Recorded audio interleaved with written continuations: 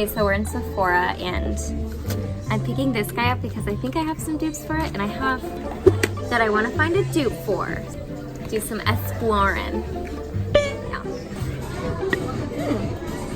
This might do, actually. That was actually kind of easy. Now I don't know what to do with it. What are these? Oh.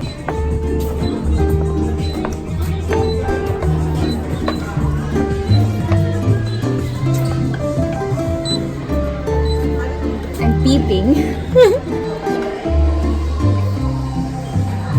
Oops. I think it's this one I like.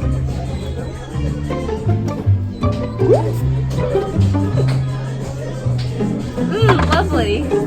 Bonk. Oh, let's see, Cream Beauty over here. Dr. Jar. You're definitely beeping. Lynette! And the lead! You like this that's too, my though. favorite one. Yeah.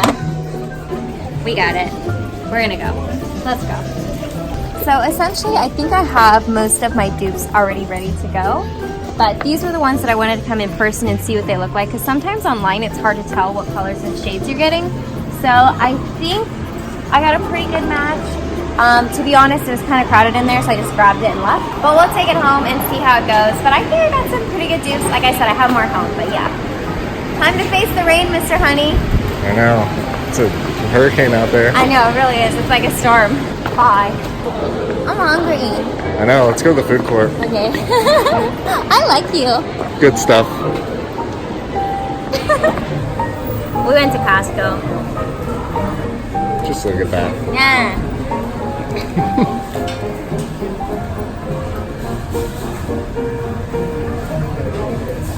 You can stop now. Okay, so I couldn't help myself. It's already pulled them out. Aren't I a professional?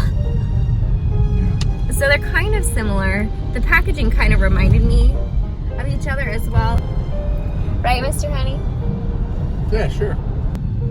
By the way, Mr. Honey, you did not tell me about my hair. This thing that was hanging out in the back. I didn't notice. I don't. That's okay. You look beautiful all the time. That's what it looks like. How do I look? Glossy. In a good way? Yeah. Everyone is like hauling through this puddle.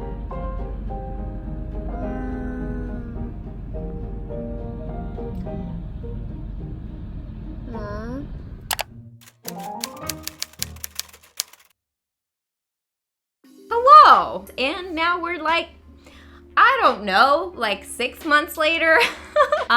It takes me a while to test out products, what can I say? So yeah, we're a little bit later, but I'm gonna be sharing with you guys my thoughts on the products that I picked up, as well as the K-Beauty dupes I found for some of the Sephora products I'm using on my face. Basically, it's a full face of K-Beauty dupes for products at Sephora, so high-end kind of versus K-Beauty. Now before I get into the products themselves, I do want to note really quickly as a disclaimer, when I say dupes, I really mean products you can use as a substitution for the Sephora products that I'm going to be sharing with you guys. For some people, it's easier to access Korean beauty products. For other people, it's easier to access products available at Sephora. And with Korean beauty, they're obviously a lot more affordable. All of them except one.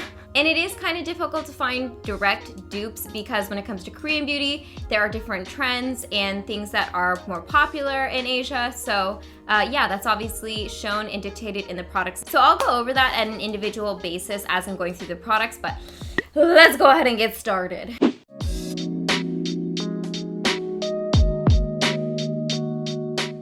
Now the first dupe that I found is actually pretty much a direct dupe. This is the Farsali Unicorn Essence. This is that essence you see, or that serum on Instagram. Everyone's like dropping it on their face. So anyways, I got the small version. This was $22 at 0.34 ounces. You can get a full ounce at $54. And the Korean beauty dupe that I found is from a brand called Self Beauty. This is the Glam Up, also called Unicorn Essence primer. So both of these are called Unicorn Essences, and this one retails for 25 bucks for 1 full ounce. So this is less than half the price of the Farsali one. And I have to say, these pretty much performed identically. The only difference I could really detect was a difference in the scent of the products, because the Farsali has like a little bit of like a cough syrup vanilla smell.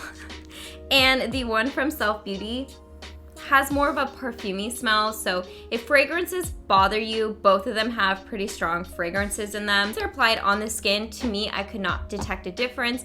They both dried down very nicely. They primed the makeup very well, and they gave you that kind of nice, very subtle glow to the skin.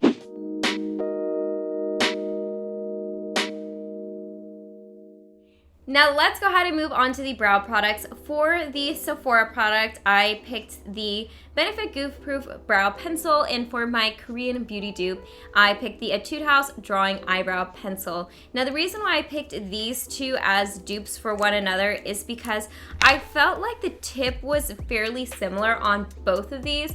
Both of these are kind of shaped in that like elongated diamond / triangle shape. So it kind of helps when you're filling in the eyebrows. It's a quick and easy way to make sure that your eyebrows are perfected. Besides the difference in color, the performance is pretty similar, except the Benefit one is a little bit more inky in the sense of it goes on a lot more pigmented. And the Etude House, the formula of their brow pencil, the pencil itself is a little bit harder. But that's why I actually prefer the Etude House one over the Benefit one, is because I feel like I have a little bit more control when it comes to filling in my eyebrows. Unlike the Benefit one, I feel like it's way too easy for me to fill in my eyebrows too dark or apply too much. And with the Etude House one, I don't run into that issue. There's also a massive price difference. The Benefit one retails for $24, and the Etude House one retails for $3 to $4, depending on where you pick it up. And for me, this is actually probably my favorite eyebrow product of all time. It's affordable. It fills in my eyebrows exactly the way I like to fill mine in. I'm actually wearing it in my brows right now. So day to day, I usually wear this one, which is why you see that this one's very beat up.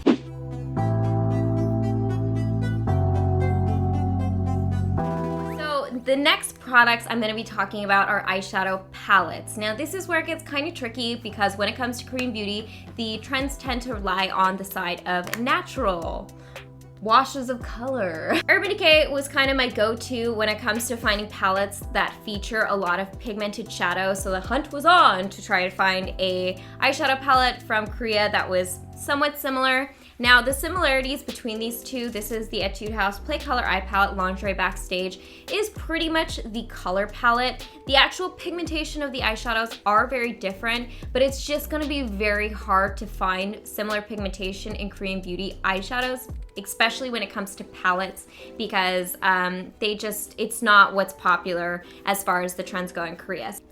I really love these shades. I think they're very beautiful burgundy plum colors. And when I looked at the Etude House Lingerie Backstage palette, I felt like the colors were fairly similar. Now, of course, you're not getting a lot of those like really dark cherry colors as you're getting in the Urban Decay palette, but I feel like you can definitely recreate some looks that you would get with the Urban Decay palette with the Etude House palette. And the Etude House palette is about half the cost of the Urban Decay one. So if you're looking for something similar to this, definitely check out the Etude House Play Color Eye Palette, the Lingerie Backstage color. And kind of as a runner-up is also from Etude House. They just do a really good job with palettes for Korean beauty companies. And this is the Play Color Eyes in the Wine Party. So you can see you do get similar colors with those cherries here. Even though both of these are from Etude House, why this comes as a runner-up is because the shadows in here are a bit better.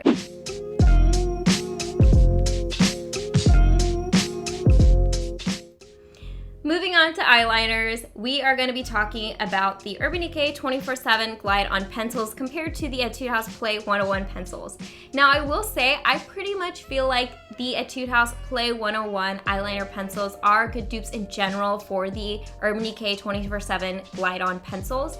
I am obviously comparing the blacks because that's a pretty direct dupe. The Urban Decay retails for $22 while the Etude House Play 101 pencils retail for $7. So these are about a third of the price of the Urban Decay ones.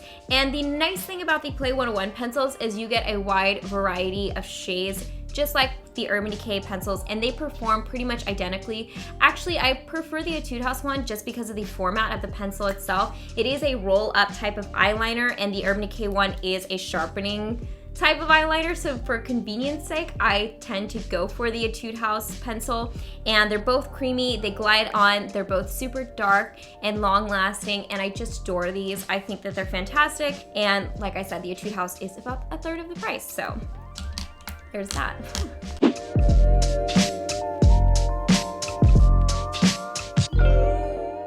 Next, we're gonna be moving on to mascaras, and admittedly, this is probably my least favorite dupe. I feel like once they're applied on your eyes, they look similar, which is why I'm opting for these as dupes.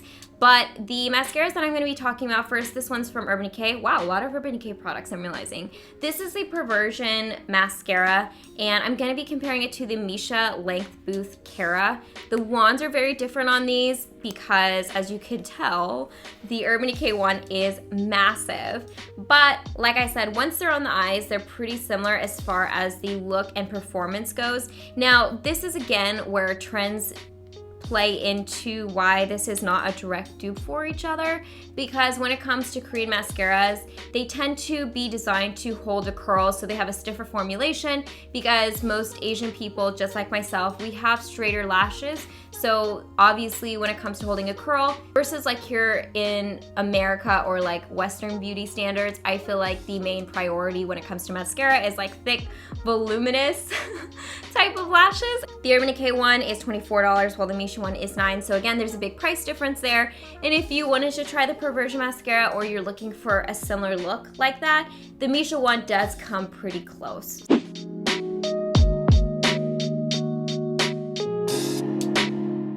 Okie dokie, so we are moving on to some face products, and for this part in the video, I actually opted to do just concealer because foundations are a nightmare when it comes to finding shades that match for me in Korean beauty companies. So the dupes for each other that I found, this one's from Urban Decay. This is the Naked Skin Weightless Complete Coverage Concealer. I actually really like this concealer. It's a beautiful finish and does a really good job at laying nicely on the skin and looking very natural. And the dupe that I found is from Innisfree, and this is the My Concealer. This is actually a fairly new concealer from Innisfree, and they kind of boast that they have a wider range of shades. I use N23 in the Innisfree shade, and then I use medium light neutral in the Urban Decay Naked Skin Concealer. Obviously, they have a ton more shades of this, but as far as pricing goes, the full size of this is $24, while this guy is $9. So again, a major price difference there. And the reason that I felt like these were really good dupes for each other is because the finish of them is just a very natural, beautiful, soft, velvety finish. I find that when I use these, I don't even really need to set them if I'm using these alone, because they just set very nicely on the skin. And to be completely honest, I'm the type of person who, on lazy days, which is kind of a lot of days, I like to just use concealer instead of a full face of foundation. So something like this is perfect for full coverage, but natural, doesn't feel heavy on my skin, doesn't crease on my skin, matches my skin well. And yeah, overall and all around, these are very nice concealers.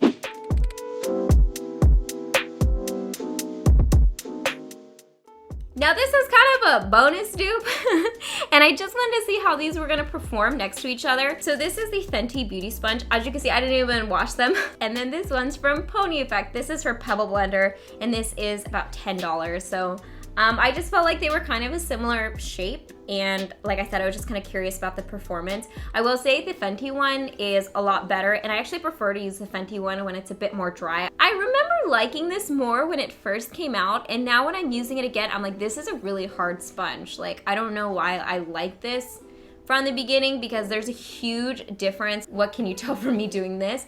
There's a huge difference density-wise. The sponge from Pony just feels a lot more dense and heavy and just takes a second to blend in.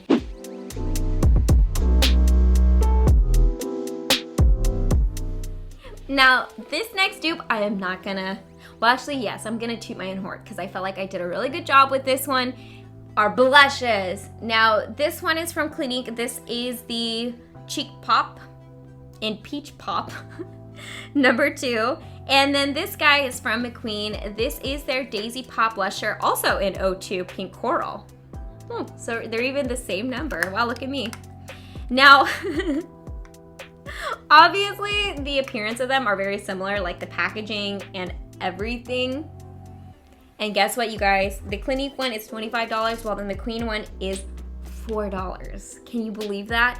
Now, I will say that, again, just with Korean beauty, makeup tends to be a little bit lighter. So the Clinique one is more pigmented, but I kind of like that because I don't love like a harsh blush look. I just like a very subtle wash of color on my cheeks. Marketing wise, they're obviously McQueen's basing it off of Clinique if I had to take a guess. But yeah, these are pretty close dupes of each other on the face.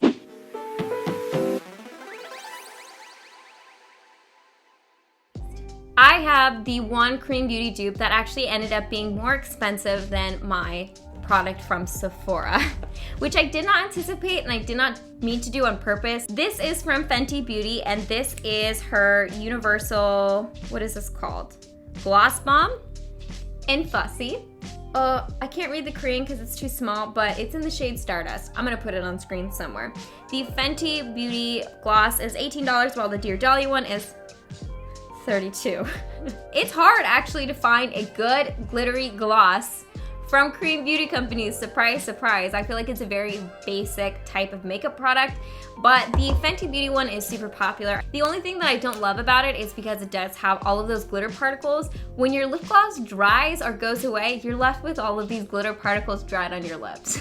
And that's actually why I prefer the Dear Dahlia gloss over the Fenty Beauty one. It's because there are shimmers in here, but they are more fine and they're just a little bit more subtle. Obviously, there's a huge size difference, so not only pricing wise are you getting like a better deal with the Fenty one, but also just the amount of product you get. So anyways, guys, I hope you enjoyed this video. As I always do, I will link all the products I talked about in this video down in the description box below. And let me know if you guys have any other dupes for products at Sephora. As always, I hope you guys are happy and healthy, and don't forget to rate, comment, subscribe, share with your friends and family, hit that notification bell, and I'll see you guys in my next video. Bye, guys.